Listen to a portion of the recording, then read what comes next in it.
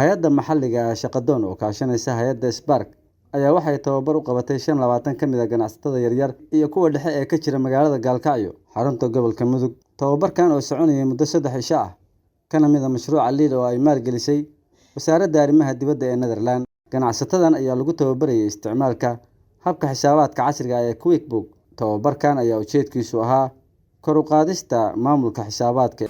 maanta ay tahay maalin Isniin ah waxaanu soo gabagabeynay tababar lagu tababarayay ganacsato sayskoodu yahay ganacsatada yaryar iyo ganacsatada dhexe. waxaanu ku tababaraynay QuickBookska.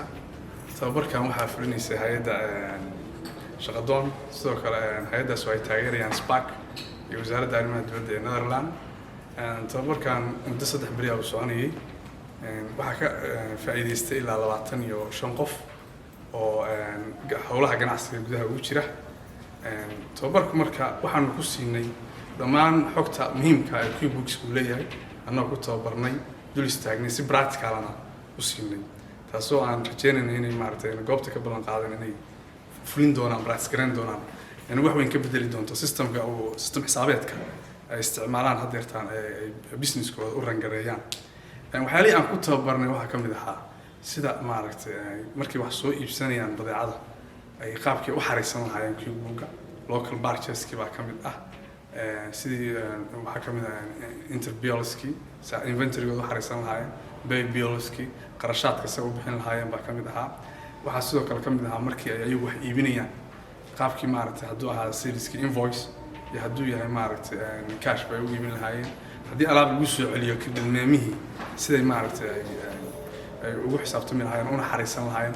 riboodyadii baan ku tababarnay sida ay u arki karaan income statementskooda, maxaad faa'iiday maxaad khasaaray, si ay u ogaan karaan qaab maaragtay electronic ah ayagoo tababarkan ka faa'iideysanaya si balance sheetkooda reportka balance sheetkooda ay u tegi karaan, u arki karaan maxaa lagu leeyahay, maxaa ayagu dadku leeyihiin, hantidooda intee maraysaa, xog noocaas taasoo ka caawin doonta inay businesskooda uu improve sameeyo oo maaragtay si efficient ay resourceskooda uga faa'iideystaan, ugu dambeynna ay maaragtay businesskooda noqdo mid guuleysta.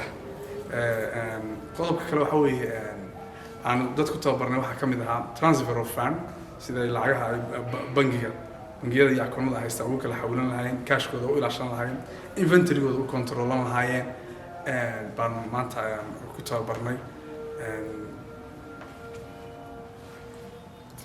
magacaygu waa Xasan oo ka socday Blue Check. waxaan qaadanay tababar soconayay muddo 3 maalmood ah oo ay fulinaysay hay'adda Shaqadoon oo kaashanaysa Spark iyo Wasaaradda Arrimaha Dibadda ee Netherland. tababarka ayna siisay hay'adda Shaqadoon waxaan ka faa'iidnay aqoon ku saabsan bookkeeping-ka iyo QuickBooks.